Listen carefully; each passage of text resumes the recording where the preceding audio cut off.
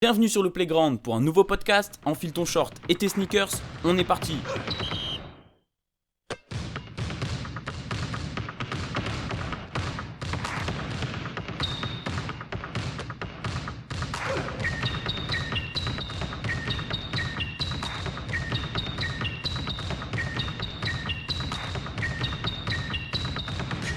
Yo, c'est Lenny. Juste un petit message avant le début de votre émission. Pour ceux qui veulent soutenir le projet, n'hésitez pas à laisser 5 étoiles sur la plateforme avec laquelle vous écoutez le podcast. N'hésitez pas non plus à partager, c'est le plus important.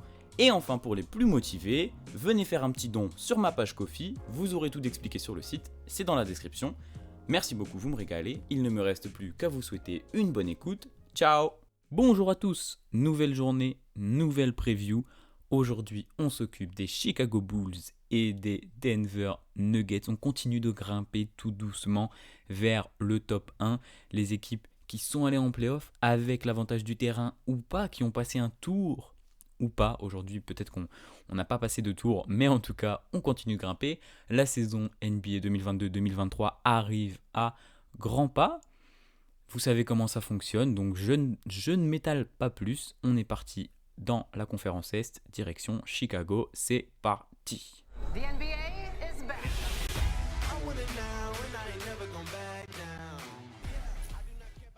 Vous le savez, les Bulls ont terminé 6e de la conférence Est l'année dernière, donc première équipe qui n'est pas passée par le play-in. C'est vrai que je ne l'ai pas dit dans l'intro, mais voilà, on aborde les équipes qui ont été directement qualifiées en play-off avec ce nouveau format. Et les Bulls ont fait une énorme saison malgré toutes les blessures, mine de rien. J'ai pas dit le bilan. Donc le bilan quand même, 46 victoires, 36 défaites. Voilà, ça c'est fait. Je le disais tout de suite, les blessures. Quand le joueur qui a joué le plus de matchs, c'est-à-dire 77, et un rookie, dans une équipe compétitive, tu sens que la saison s'est moyennement bien passée en termes de résultats, ça va, mais en termes de collectif et d'infirmerie, c'était pas top. Mais bon, on va pouvoir aborder ça. J'ai tout de suite envie de commencer avec DeMar DeRozan, mon petit chouchou, vous le savez, j'en ai parlé longtemps dans la course au MVP, qui a été dans cette course, puisqu'il sort l'une, si ce n'est la meilleure saison de sa carrière, directement. Le mec, il arrive à Chicago, il envoie presque 28 points par match, 5 rebonds, 5 passes, des statistiques. Alors à 3 points, c'est pas trop son truc, il en prend 2, mais il tourne quand même à 35%, 50% en field goal classique, et puis quand même 88% en lancé, il est sérieux, DeMar. Donc DeMar DeRozan XXL, et qui a porté cette équipe toute la saison en fait. Alors offensivement, on va aussi y revenir je pense, mais offensivement il a été incroyable. Voilà, oui, c'est ça en fait. Chicago, je crois qu'ils sont premiers, jusqu'à quand? Jusque fin 2021, début 2022, avec ces matchs incroyables là face à mais qui c'est Washington et Indiana, les deux buzzer beaters de DeMar, les deux incroyables matchs là. De toute façon, la semaine entre Noël et le Nouvel An, ou même les 2 semaines, c'est fou. Il fait des matchs à plus de 35 points. Il est sur les traces de Michael Jordan, quoi. Donc, quand tu es sur les traces de Michael Jordan, en général, c'est que tu es en train de faire des performances de malade. Et c'est ce qu'il faisait. Donc, gros kiff DeMar. Je suis très heureux qu'il puisse se relancer comme ça, parce qu'il a 32 ans quand même. Donc, tu commences à avoir un peu de bouteille. Et j'ai été hyper heureux de le voir s'épanouir comme ça dans cette équipe des Bulls. Donc très content pour lui. À côté de lui, comment ne pas en parler non plus, pareil, quelques petits soucis de blessure, 67 matchs joués. Alors blessure ou ici, je crois qu'il y a une petite blessure, un petit bobo au genou. Donc il est mis un petit peu sur le côté. 67 matchs joués, pareil, très propre. Tous les deux All-Star. Tous les deux All-Star et dans le 5 ou pas? Je me souviens plus. Mais bref, tous les deux All-Star. Lavine, pareil, 24 points par match, 4 rebonds, 4 assists. Pareil, offensivement hyper propre, malgré les petites blessures. Autour de ce duo de dingue, t'as un Nikola Vucevic dans la raquette. Toujours critiqué, Nikola Vucevic, mais c'est un joueur que j'aime bien, qui est capable de prendre des rebonds. Une grosse saison en double-double à presque 18 points et 11 rebonds. 11 rebonds tout rond. Donc défensivement, oui, il y a des limites. mais offensivement, il apporte. Il a été un petit peu, entre guillemets, en deçà, je crois, par rapport à l'année dernière où il arrive en cours d'année et où il avait été vraiment incroyable. Bah, l'année dernière, il est All-Star aussi, donc ça aide. Mais c'est vrai qu'il faut que tu intègres DeRozan, donc bon, c'est pas, c'est pas un petit joueur, quoi. Le mec, il a besoin de shooter, il a besoin d'avoir la balle dans les mains, donc il faut l'intégrer. Je le disais, défensivement, ça a été très compliqué cette équipe, puisque tu as des joueurs qui sont capables offensivement, Lonzo, Caruso, Patrick Williams, euh, qui d'autre mine de rien, Derrick Jones Jr., il est bien capable aussi, mais en fait, c'est que des joueurs, à part Caruso, bah si, même Caruso, il joue 41 matchs, donc, ah mais oui, Caruso, il joue 41 matchs parce que bah, il y a le mauvais geste de Grayson Allen, là, cette espèce d'attentat en défense, donc forcément il se blesse au coude, horrible cette image, et puis donc tu galères à défendre sur ton back court, tu galères à défendre sur ton front court, puisque pareil, Patrick Williams qui se blesse, je crois qu'il commence même pas la saison, ou alors il joue 4 matchs, quoi, 4-5 matchs en début de saison, il est blessé, il reviendra donc pour continuer à se développer. Patrick Williams, pas rookie, Williams, le sophomore. Donc tes joueurs sur lesquels tu comptais poser ta défense, déjà qu'on avait des doutes au début de la saison, là clairement c'était hyper compliqué. Il y a la fameuse stat où j'ai pas les chiffres en tête, mais dès que ça affronte une équipe qui est dans le top 8, que ce soit dans la conférence Est ou dans la conférence Ouest, les Bulls se font gifler.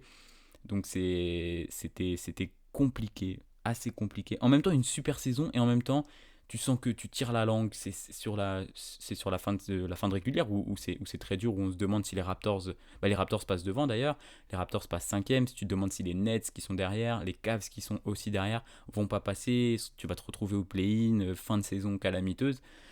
Au final, ça va, tu valides ta 6e place. Je finis juste le petit tour du roster. Grosse surprise sur Ayo Dosunmu, je galère à dire son nom, le rookie donc, qui a joué le plus de matchs. Énorme surprise, gros kiff, qui a joué bah, du coup 40 matchs de titulaire, donc c'est pas rien. Qui fait bien kiffer la fanbase des Bulls, je crois. Il faudra me confirmer, mais je crois que c'est le cas. Le projet Kobe White, on a entendu pas mal de rumeurs au cours de la saison cet été. Il est toujours là, on verra ce que ça donnera. Là, il a fait son taf en sortie de banc. C'était pas exceptionnel, mais il envoie quand même 13 points à 38% au tir de loin. Donc, je crois que c'était une saison quand même plus solide que la saison précédente. Et puis, j'en ai parlé un petit peu, les Derrick Jones Jr. Tu tentes le Tristan Thompson à la deadline. Tu le tentes, mais c'est pas tip top. Javonte Green aussi, qui fait le charbon. Et puis, qu'est-ce qu'on a d'autre? C'est globalement les noms qu'il faut retenir sur la saison dernière. Donc, je le dis dégringolade, mais tu valides quand même ta 6e place, ce qui est très important. Et en playoff, bon, tu te retrouves face aux Bucks qui terminent eux 3e. Et là, bah, c'est pas cadeau, clairement. Tu te fais défoncer. On comptait sur un. C'est là où DeRozan pêche souvent. On comptait sur un gros démarre pour faire le travail. Il fera le boulot sur un match. Je sais plus si c'est à la maison. Ça doit être à la maison. Puisqu'au début de la série, on a quelques doutes sur les Bucks. Certes, ça fait le taf, mais ils n'ont pas montré une superbe image. Donc tu as 2 matchs serrés, tu fais 1-1 avec un énorme DeRozan qui a mis 40 points, je crois. Mais globalement, encore un peu crado sur les playoffs. Le pauvre démarre, toujours les mêmes problèmes. Il descend à 21 points, à des pourcentages bien crado. Bon, il est face aux Bucks aussi. Je crois que Middleton n'est pas encore blessé, ou alors il se blesse en cours de série. Donc c'est bien compliqué la défense des Bucks, on le sait. Puis voilà, quoi, Giannis, il s'énerve un peu, il les fume. Tu finis à 4-1, gentleman sweep. Un résultat qui est décevant ou pas, ça dépend suivant si on se met sur le prisme du début de saison incroyable et de la première place à l'Est. Oui, c'est décevant, mais sinon, on savait pas trop quoi attendre. Tu as eu beaucoup de blessures, c'était compliqué. Tu t'es pris les Bucks, donc pas facile. Mais ouais, je pense que c'était une bonne première saison de ce projet avec l'intégration de DeRozan. Donc il faut faire mieux par contre la saison prochaine. Et pour faire mieux, tu as l'intersaison et la draft pour aller récupérer des joueurs ou prolonger des joueurs. Et faut dire ce qu'il y a, Arturas Karnisovas a fait le job. Honnêtement, il y a très très peu de mouvements pour les Bulls, mais tu as un projet qui tient la route, s'il n'y a pas de blessure, des joueurs solides. Donc, premier move, tu mets le max sur Zach LaVine. Logique, entièrement logique, malgré les pépins physiques. On sait que c'est un joueur qui a... Fais voir un peu combien de matchs il a joué. 47, 24, 63, 60, 58, 67. Ouais, c'est pas top, hein. Il fait une saison à 82 matchs. Ses 2 premières saisons, c'est propre. Après, c'est plus compliqué niveau blessure. Mais voilà, c'est ton franchise player. Il faut le re-signer au max. Donc 215 millions sur 5 ans. Et puis c'est tout à fait logique. Il n'y a rien à dire là-dessus. C'est très propre. Tu comptes sur lui, c'est normal. La petite prolongation, mine de rien, pour Derrick Jones Jr. Il va faire le charbon en sortie de banc. Il est hyper athlétique. Il est capable de défendre sur ton poste 3-4. Tu peux jouer 4 Jones. Ah, il est un peu petit. Mais bref. Donc, c'est quoi 2 ans, 6 millions. Parfait en sortie de banc. Tu récupères André Drummond. J'ai eu l'occasion, je crois, de le dire hier. J'étais pas sûr si c'était chez les Bulls qu'il atterrissait. Mais oui, en effet. 3 millions la saison. Écoute, je pense que c'est une bonne petite signature. Derrière Vucevic, qui n'est pas hyper athlétique, tu as un tonton à sortir du banc, à mettre dans la raquette pour envoyer du bois. J'adore cette expression. Et voilà, aller épuiser les défenses adverses, prendre du rebond. Il est très solide, très costaud, Drummond. Donc ça vaut ce que ça vaut, mais pour 3 millions la saison, honnêtement, tu t'es pas perdant, je pense. Aussi, tu chopes un petit Goran Dragic, là sur le backcourt. Honnêtement, le backcourt, il est vraiment très très intéressant. Lonzo Ball, Caruso, Kobe White, voir où va le projet. Mais en termes en sixième homme qui est là pour scorer, ça peut être nickel. Et puis Goran Dragic, le daron, une saison, 3 millions. On connaît le dragon. Le dragon slovène, il est capable de porter le ballon, de faire les bons moves quand il faut. Donc moi, ça me va aussi tout à fait cette petite signature.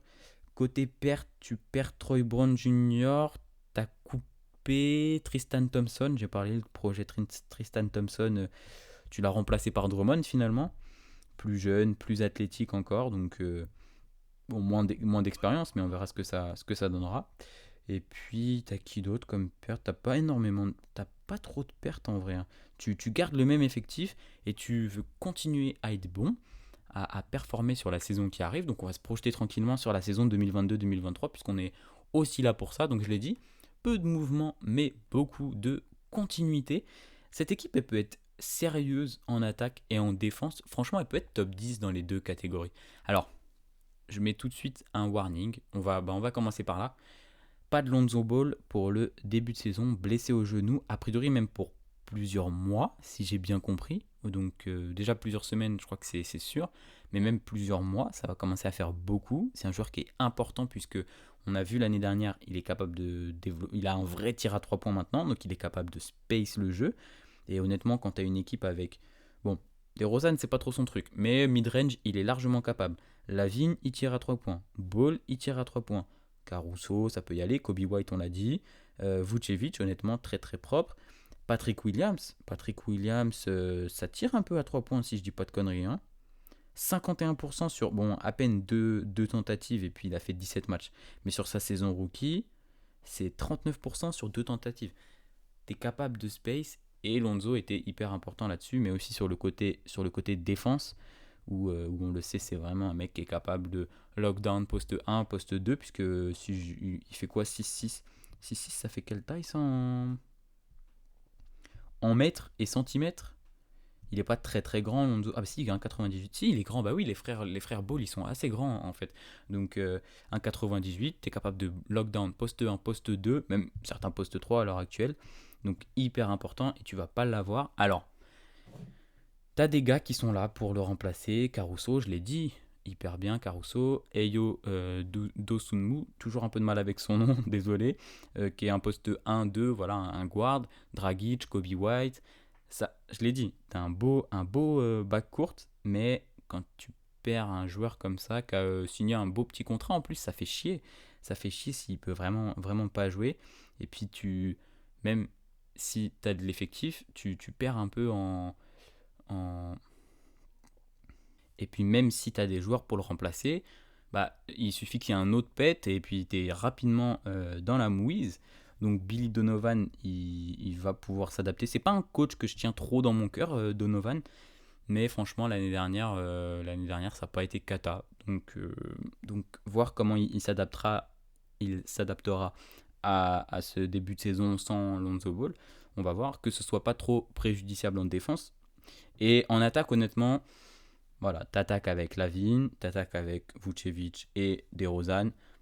L'attaque, sur le plan offensif, tout devrait bien se passer. C'est sur le plan défensif où il y a encore des questions. Il va falloir que les Zach Lavine, les DeRozan, qui sont des athlètes de haut vol, pour être un NBA, il faut être un bon athlète. Mais on parle là quand même de mecs qui sont vraiment. Attends, Lavine, quand tu le vois, certes il est très fin, mais waouh, niveau athlétique, bah voilà, juste les concours de dunk, hein, tu vois de quoi il est capable. Tu dis que s'il commence à se la donner en défense, ça peut être très sérieux. Patrick Williams, c'est un peu ta carte magique. Franchement, il va pouvoir prendre poste 3, poste 4, poste 5 presque, parce qu'il est assez costaud. Donc, euh, donc tu as ton défenseur sur le front de courte, mais tu es peut-être un peu juste. Il faut vraiment que les autres joueurs se la donnent. Déjà, tu as un 5 majeur magnifique. Tu as des joueurs en sortie de banc qui peuvent faire le travail. Donc, c'est au cadre de mettre le cul par terre et se la donner en défense pour même montrer l'exemple aux autres joueurs qui pourraient se dire: ah bah les gars, attendez, ils font pas le taf, on va y aller tranquille nous aussi. Non, non, non. Le but du jeu, c'est d'aller gratter le top 4 de conférence. C'est, comme je le dis à chaque fois, hyper chaud dans cette conférence Est. Donc, si tu veux t'améliorer, pas finir top 6, pas finir top 7 ou top 8 encore dans le play-in, ce serait une régression par rapport à l'année dernière. Ce que tu veux, c'est t'améliorer et donc aller chercher un potentiel top 4, aller chercher cet avantage du terrain.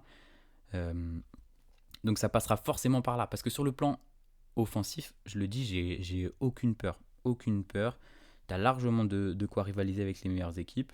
Pareil, tu as André Drummond aussi dans la raquette. Pas un super défenseur, mais c'est un mec qui va aller récupérer les rebonds, que ce soit offensif, défensif. Donc tu clôtures les attaques adverses quand tu récupères le rebond défensif. C'est toujours quelque chose d'important. Et voilà, je pense que c'est le maître mot de cette équipe. Défensivement, il va falloir se donner si tu veux t'améliorer par rapport à l'année dernière. J'ai bien hâte de voir la saison de Patrick Williams. Défensivement, il nous a montré de très belles choses. Offensivement, ça peut être pareil, une espèce de carte magique le stretch fort là, qui est capable d'envoyer de loin. Et puis même, faut qu'il pose un peu le ballon sur le sol pour profiter justement de son côté athlétique et aller arracher le cercle. Ça, il pourrait très bien le faire. Donc j'ai bien hâte de voir sa saison. J'attends le retour de Lonzo Ball et Demar. Si Demar il fait la même saison que l'année dernière, mais que les Bulls tiennent dans le top, dans le top 2, le rêve de le voir peut-être. Il y a des monstres, hein. Il y a des monstres dans cette NBA. Mais dans le top 3 MVP, franchement, ça me ferait grave plaisir. Donc on a fait le tour de Chicago. Dites-moi, là, ado de Taureau, justement. Dites-moi si j'ai oublié des trucs, si j'ai oublié des re-signatures, des prolongations ou potentiellement des départs importants. Dites-moi aussi les joueurs que vous voulez voir briller cette saison du côté des Bulls. Et puis du coup, nous, on va aller dans la conférence Ouest du côté de Denver. Let's go. C'est pas très très loin de Chicago, ça fait plaisir. Let's go. Do you ever shut up? Do you ever shut the fuck up? What the fuck are you worried about? I'm in a zone, man. I'm in a fucking zone. Would you relax? I'm in a zone. Really? It is one thing to embarrass me, right? It's another motherfucking thing to piss these guys off that we have to play against. They're just plain fucking stupid, man. Pour les Nuggets, j'espère que vous parlez serbe. Car oui, Nikola Jokic est double MVP en titre. Bon, avant ça, vous le savez, 6ème de conférence. Le bilan, 48 victoires, 34 défaites. Et du coup, je démarre tout de suite là-dessus. Jokic, double MVP, une saison, mais de malade mental. Ces statistiques, je les vois là, elles sont complètement dingues. 27 points, 14 rebonds, 8 passes de moyenne sur la saison, 74 matchs. Écoutez, 58% au tir, 34% à 3 points, au free throw à 81%. Voilà, une saison de fou furieux. Puisque de toute façon, il pouvait pas faire mieux, ça c'est compliqué. Et puis, ils ne pouvaient pas faire autrement, surtout vu que tu n'as pas de Jamal Murray à partir du début de la saison, vu que saison blanche pour lui, ligament croisé, pas mal de joueurs qui ont fait des saisons blanches, mais donc Jamal Murray en faisait partie, le backcourt qui prend un coup, et puis Michael Porter Jr. qui vient de signer sa grosse prolongation, qui fait 9 matchs, problème de blessure au dos, qui se fait opérer, donc pareil, out pour la saison. On avait MPJ pas trop, Jamal Murray on avait espoir de le revoir peut-être parce qu'on avait des images sur la fin de saison où ça faisait des entraînements 5 contre 5 et tout, mais non, malheureusement ou heureusement pour la saison qui arrive, pas de prise de risque et on met les deux au placard, donc Nikola Jokic est obligé de porter son équipe toute la saison et puis ça se ressentira un petit peu en playoff. MPJ, je le disais, douleur au dos, ce qui était déjà ses problèmes à l'université, pour ce pourquoi il était descendu à la draft. Donc à suivre, a priori ça va mieux, tu te fais opérer, il est jeune, hein. Il est très très jeune. Quel âge il a Michael Porter Jr. Je ne le trouve pas. 23 ans. Donc quand tu commences à être opéré du dos à 23 ans, c'est rarement bon, mais je veux pas porter l'œil et puis on verra ce que ça donnera sur la saison régulière qui arrive. Donc autour de Jokic, tu as un 5 majeur qui est quand même assez solide puisque tu n'utilises pas beaucoup de joueurs, tous les gars du 5 sont entre 70 et 75 matchs. Donc tu inclus Will Barton, c'est Will Barton ou Montemoris qui était pas dans le 5 tiens à la base. C'est une bonne question. Bref, Will Barton, Montemoris sur les lignes arrière, ce qui est un beau duo. Jeff Green aussi pour les accompagner, véritable soldat, Jeff Green et Aaron Gordon. En vrai, tu as beaucoup de soldats dans ces 4 noms pour accompagner Jokic. Tiens, je suis curieux de savoir les ratings, un peu une défense average, top 15. Donc voilà, c'est ça. Hein. Jokic, c'est pas non plus top de ouf en défense, mais autour de lui, tu as des gars qui sont là pour faire ce travail-là. Et puis, ils sont 6e attaque, et ça, c'est un truc de malade. Avec la 19e pace, ça m'étonne toujours les attaques qui performent comme ça, avec des paces très très basses, puisque plus ta pace est haute, plus tu as d'attaque, et du coup, plus tu as de chance de marquer des points, et d'avoir du coup une attaque prolifique. Mais là, ils attaquent doucement avec un Jokic à la baguette, et ça fait très très mal. Il y a aussi d'autres joueurs qui ont brillé, notamment Jamichael Green, pareil, saison de soldat, qui a mis une petite pique. Lui, il était chez les Clippers, c'est quand il arrive à Denver, il dit « Oh, on est vachement bien dans ce vestiaire, c'était pas du tout la même ambiance dans l'autre équipe et tout. » Direct, le mec, il arrive, il pose les choses. D'autres gars, Austin Rivers, qui commence à avoir de l'expérience, à être un vétéran en sortie de banc, qui a fait du bon boulot, je crois. Est-ce que en playoff, même si c'était compliqué... Non, pas du tout, je dis des bêtises. C'était avant, alors. Bref, Austin Rivers qui fait du bon boulot. Facundo Campazzo dans les petites surprises de la saison qui fait bien kiffer Argentin, je dis pas de bêtises. L'Argentin avec... les qualités et les défauts qu'il a, hein, pas très grand, pas très athlétique, mais un petit magicien balle en main, franchement, quelques passes et tout, il nous a bien régalé. Avec lui dans les bonnes surprises, on a du Bones Island, le rookie, qui s'est bien montré, qui pourra peut-être chipper une place de 6e homme là en sortie de banc et se faire bien plaisir. Hâte de voir ce que ça donnera. On a quoi d'autre du PJ Dozier? Non, ça joue pas beaucoup de matchs. Après, il y a eu le petit ball, pardon. Le test des Marcus Cousins, pas trop concluant. C'est pas tip top. Mais qu'est-ce que je me suis noté? Ouais, c'est ça. Hein. Globalement, c'est tout ce que j'ai dit. Tout ce que j'ai dit, tu as un effectif qui fonctionne bien, porté sur une méga star. Tu profites aussi de ces équipes qui ont chié dans la colle, comme les Lakers, les Kings, c'était pas trop attendu, mais Portland, puisque tu étais là dans ce range top 6, 7, et je crois que tu finis par choper le top 6, ce qui est aussi un avantage pour Jokic et cette course au MVP, puisque je pense que tu finis dans le play-in. Je sais pas si le MVP aurait peut-être fini dans les mains de Joel Embiid en toute honnêteté. Du coup, je le disais, tu débarques en playoff Et puis, bon, les Nuggets sont bien gentils, mais tu te fais dévorer, sans mauvais jeu de mots, même si c'est un mauvais jeu de mots, par les, par les Warriors. Honnêtement, il n'y avait pas photo. 5 matchs, je crois qu'on est sur la même config que les Bulls et les Bucks. 5 matchs, t'as un Nikola Jokic. Jokic, il envoie 31 points, 6 rebonds et 13 passes. 13 rebonds, pardon, et 6 passes. Absolument phénoménal. Mais mine de rien, malgré ses stats de ouf, il a bien été contenu par la défense des Warriors. Autour, ça n'a pas fait beaucoup de bruit non plus. Forcément, tu as un manque clair en attaque quand on voit ce qu'est capable de faire Jamal Murray en playoff. Là, sans lui, c'est beaucoup plus compliqué. Et puis, bah voilà, les Warriors étaient plus forts. Jokic trop seul, trop fatigué, trop bien défendu. Donc, c'était trop compliqué. La marche était trop haute. Mais finalement, une saison comme les Bulls, réussi. Voilà, tout dépend les points de vue. Tu sais que tu n'avais pas Murray. Là, tu perds MPJ au bout de 9 matchs. Donc, très très compliqué. Mais au final, tu réussis quand même ta saison, j'ai envie de dire. J'ai envie de le dire.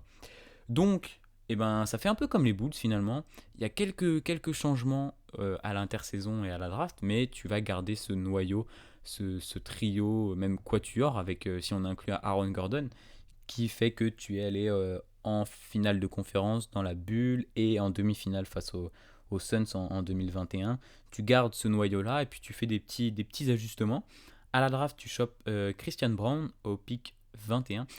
Avant ça, quand même, le départ de Tim Connelly, et oui, qui file fin mai direction Minnesota, et qui est remplacé par son assistant Calvin Booth. Je ne sais pas trop comment ça se prononce pardon, son nom, mais bref, Calvin Booth, donc assistant, qui a fait un bon travail durant cet été, mais Tim Connelly, quand même, c'est lui qui a créé ces nuggets-là. La draft de Jokic, tout simplement, puis toute la construction autour, puisqu'il était là depuis 10 ans, je crois, ça depuis 2013, si je dis pas de bêtises, 2012-2013. Donc, un bon gros départ, même si ça ne se voit pas sur le terrain, c'est un gros départ. Et a priori, Calvin a bien été formé, puisque du coup, il a fait un été sympa, comme je vous le disais. Tu chopes déjà à la draft Christian Brown en choix numéro 21. On sait que ce ne sont pas les rookies qui sont les plus attendus dans ces équipes, évidemment, qui visent le haut de tableau et le mois de juin, les finales de conf, les finales NBA. Donc, il va devoir gratter les minutes, mais un ailier athlétique. Alors, j'ai noté ailier, mais je crois il est référencé comme guard sur Basketball Référence, justement. C'est ça, mais c'est un mec qui fait un peu plus de 2 mètres, donc il peut jouer poste 2, poste 3, athlétique, défensif, un bon potentiel de tireur à 3 points, et puis à la passe. Un mec un peu all-around finalement, puis c'est toujours bien d'avoir un rookie qui peut tout faire, à voir si y a une éclosion. On l'a vu, Bones Island, ça a bien fonctionné avec Denver la saison passée, donc pourquoi pas mettre une petite pièce sur lui. Et puis autour de ça, pareil, on est dans la même dynamique que les Bulls, saison bien réussie, mais on veut garder ton noyau. Donc il y a quelques trades quand même, départ de Will Barton et Monte Morris. J'ai toujours du mal avec ces deux-là, mais je crois que c'est Will Barton qui était là depuis très très très longtemps dans cette franchise. Donc direction Washington, j'en avais parlé, contre KCP qui a prolongé dans la foulée, je crois. Alors est-ce que c'est un sign and trade ou... Parce que j'ai vu qu'il avait prolongé 2 ans derrière. Donc KCP, énorme arrivée. Et Ish Smith qui fait sa 13e franchise. Je l'avais dit sur la preview de Washington, ça joue dans beaucoup d'équipes, Ish Smith. Et là, voilà, 13e franchise, il a bientôt fait la moitié des franchises NBA, ce qui est complètement hallucinant. Une arrivée très sympa, enfin 2 arrivées même très sympas. Smith, il va plutôt sortir du banc et prendre quelques minutes, mais KCP, c'est un vrai bon rôle. Il apporte du spacing, de la défense, c'est parfait. Bah, comme je l'ai dit, ce rôle de soldat qui est nickel autour de Nikola Jokic. Tu as aussi d'autres arrivées, puisque tu as DeAndre Jordan qui débarque. Bon, je ne suis pas le plus grand fan de cette arrivée.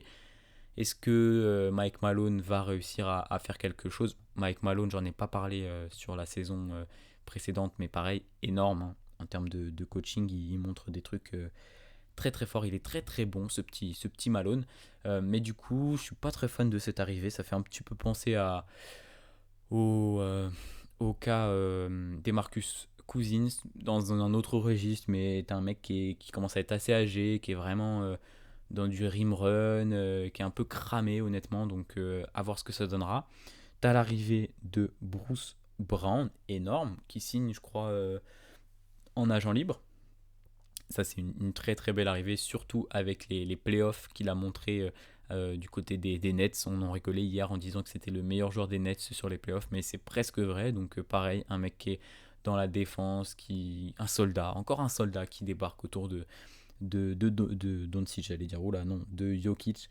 Donc, c'est très très très fort. Et si je dis pas de bêtises, il est encore jeune, c'est un 96 Bruce Brown, donc il a 24, 25 ans, bah non 26, même il va sur ses 26 ans, donc c'est un mec qui est encore capable d'arriver dans son prime tranquillement. Donc c'est une très très belle arrivée. Et puis pour finir sur les principaux moves de l'été, une extension de zinzin pour le Joker. Voilà, Nikola Jokic qui signe. Je sais pas quand est-ce que elle commence cette prolongation, je l'ai pas noté, je vais aller vérifier ça. Alors, du coup, je vous donne les chiffres pendant que je cherche les contrats. 270 millions sur 5 ans, tout simplement le plus gros contrat de l'histoire, qui l'emmène jusqu'en 2028 à 50 millions, 53 millions, 57 millions, 61 millions. Voilà, donc je crois qu'elle démarre, ouais, ça démarre en 2023-2024 cette extension. C'est complètement fou et en même temps, il est double MVP, il est franchise player depuis très longtemps, donc c'est entièrement mérité. Qu'est-ce qu'on attend de ces Nuggets sur la saison prochaine? Eh bien, on attend du lourd, honnêtement, on attend du très très très lourd, puisque bah, déjà, tu as le double MVP en titre, donc forcément, tu as un viseur dans le dos, et puis tu as surtout le retour de tes deux autres meilleurs joueurs. C'est la grosse question. On a vu Murray tranquillement là en pré-saison nous faire kiffer, voir que le genou tenait bien. Honnêtement, je l'ai vu sur 2-3 moves. Il a l'air bien en forme. Et MPJ, pareil. Là, j'ai plus de questionnements, mais forcément, si ces deux-là reviennent en forme dans cette équipe, cette équipe va être hyper dangereuse. On a déjà vu, ils sont capables de terminer haut dans le classement. Ils ont fini 3e en 2021. Ils ont fini 3e aussi en 2020. Donc c'est une équipe qui est capable d'aller chercher le top 4 facile avec ses joueurs en forme. C'est déjà un énorme roster, je l'ai dit, je crois. Jamal Murray sur le poste 1. Tu vas faire jouer KCP sur le poste 2. Michael Porter Jr. poste 3, Aaron Gordon poste 4 et Nikola Jokic poste 5. Tu as tout dans ce roster, des mecs qui sont capables de défendre hyper fort sur le backcourt comme sur le frontcourt, des gars qui sont capables de space, un pivot qui est capable d'absolument tout faire. Donc déjà ce 5 majeur il est monstrueux, et puis sur le banc il y a quand même, t'as quand même de la longueur. DeAndre Jordan, je l'ai dit, au poste de pivot, c'est peut-être ce qui me plaît le moins. Mais tu as du Jeff Green qui est encore là, Zeke Naji, à voir ce que ça donnera. Christian Brown, le rookie, j'en ai parlé un petit peu. Bruce Brown, Ish Smith, pardon, Bones Island. Franchement, ce roster, il est très très fort. Quand on sait que, en plus, à la baguette, tu as Mike Malone, forcément, tu te dis que ça peut faire très très mal offensivement. J'aime bien projeter un petit peu sur les ratings comme ça. Offensivement, cette équipe, elle doit tabasser en attaque. Tu dois être dans le top 5 des attaques. Ça va faire beaucoup d'équipes que je vois dans le top 5, dans le top 5 des attaques. Je pense que tout le monde ne pourra pas y être. Mais en tout cas, tu dois clairement te projeter là-dessus, puisque voilà, l'année dernière, tu es 6ème, et le seul joueur que tu as pour réduire très très fort cette équipe, c'était Nikola Jokic qui gérait l'attaque. Donc avec le retour de telles forces comme MPJ et Murray, je vais me répéter encore, mais tu es obligé de viser très très haut sur le plan offensif. Le plan défensif, j'ai dit, tu as des joueurs intéressants, mais je vais surveiller, ça peut bien cliquer, et puis à voir ce que ça donnera. Grosse question bien sûr sur le retour des deux stars. Euh, je les vois aisément. Aisément, c'est facile à dire, mais si ça clique bien, le retour se fait bien. aisément dans le top 4, top 3 peut-être, top 2, top 1. Pourquoi pas, hein. Franchement, les Nuggets, ils ont c'est une équipe en régulière.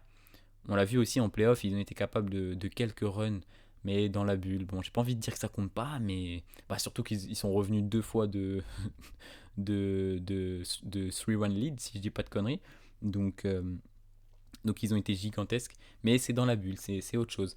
Alors qu'on sait qu'en saison régulière, ils peuvent performer très très fort, donc j'ai hâte de les voir là-dessus.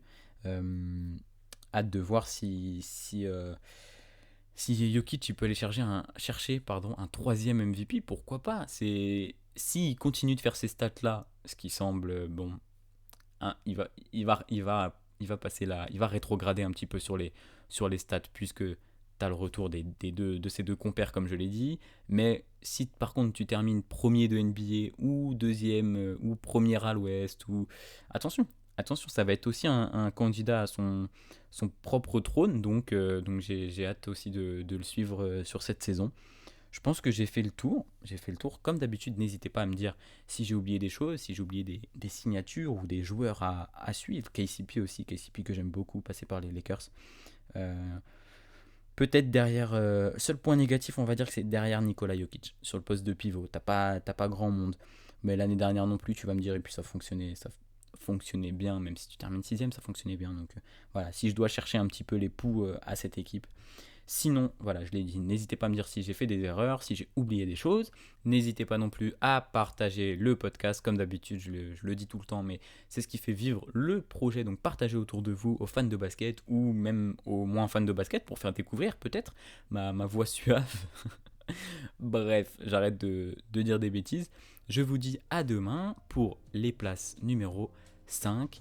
Et je vous souhaite une bonne journée, une bonne après-midi ou une bonne soirée. Salut!